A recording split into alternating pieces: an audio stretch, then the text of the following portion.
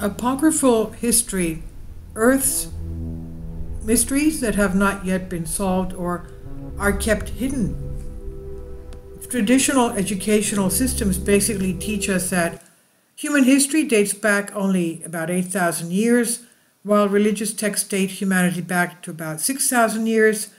It's more than obvious that there is a huge pressure from our true history and origins of the human race, although some may not agree with some of the questions and answers, trying to look at them with an open mind.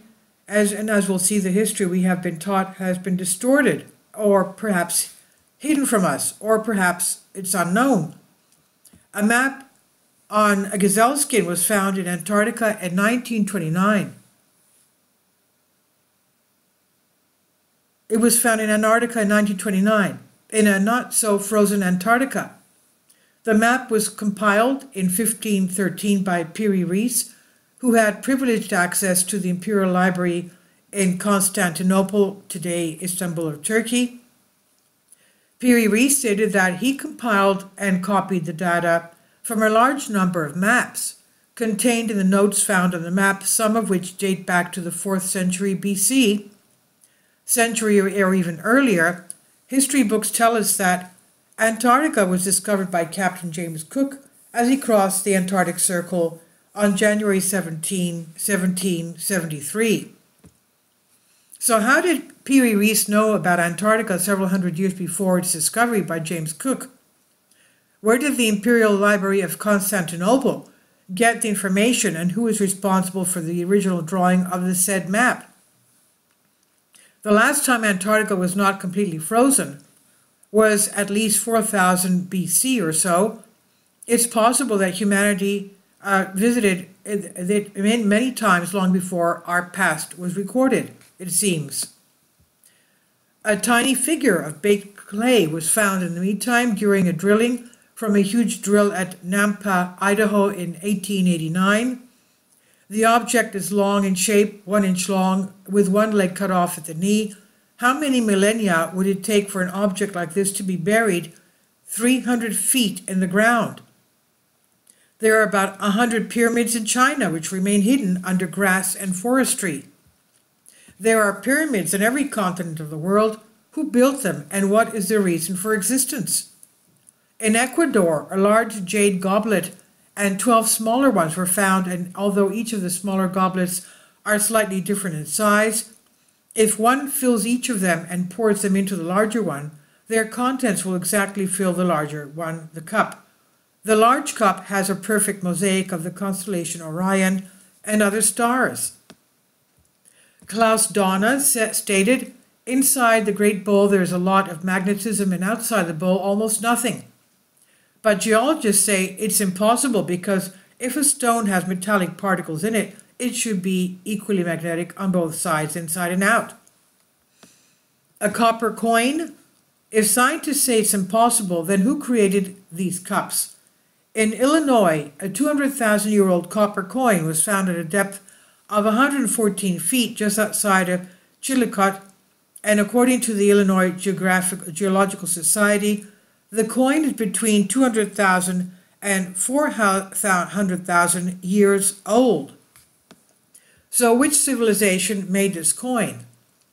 More than 350 artifacts were found in Ecuador in an ancient tunnel system.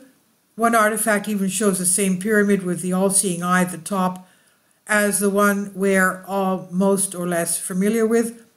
Under the black light, the eye takes on an interesting hue, while at the bottom of the artifact you can see the star map of Orion's belt, along with writing that is older than any known on this planet. Orion's belt?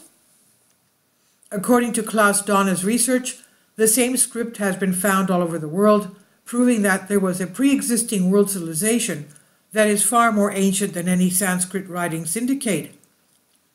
And we see an ongoing theme involving Orion's belt. The pyramids of Giza in Egypt also reflect the exact same alignment of the 3 kings of Orion's belt, the 3 stars.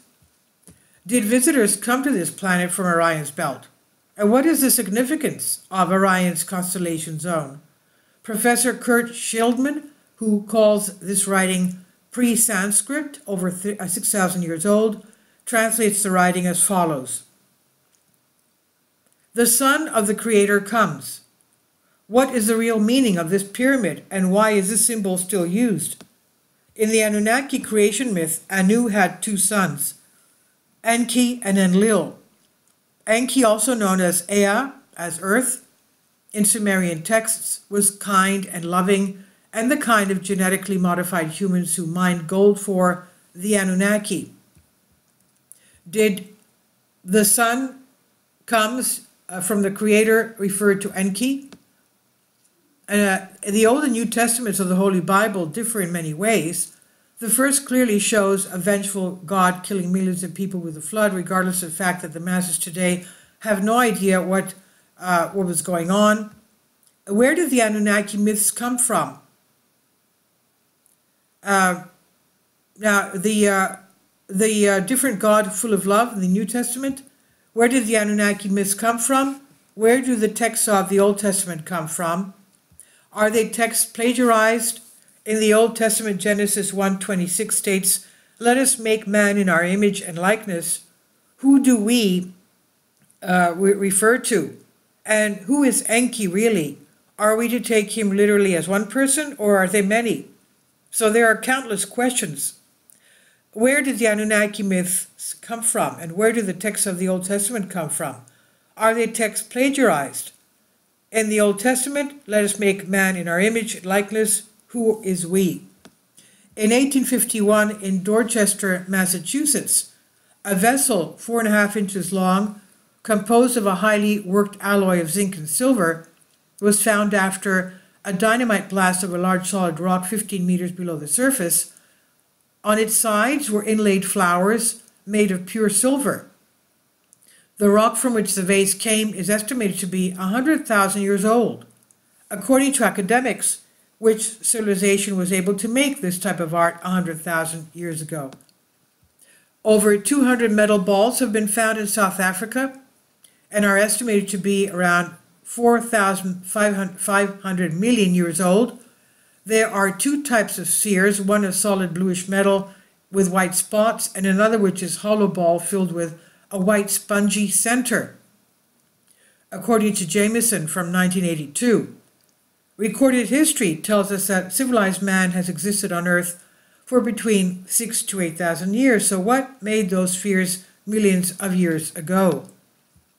With the exception of some stone and precious metals, almost everything we own now will eventually turn to dust in the next few millennia, including televisions, cell phones, cars, airplanes, and anything made of plastic.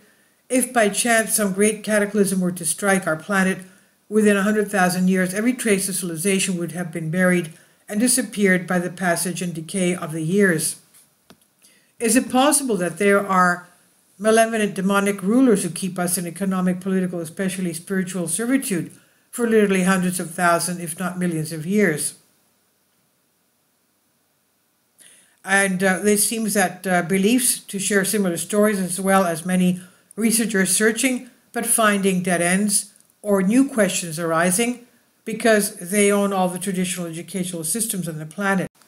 And nevertheless, we do have archaeologists and scientists disclosing things that they're always finding.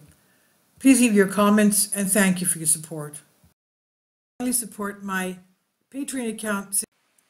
The daily posts are 5 videos daily, and they are totally different from what I have on my YouTube channel.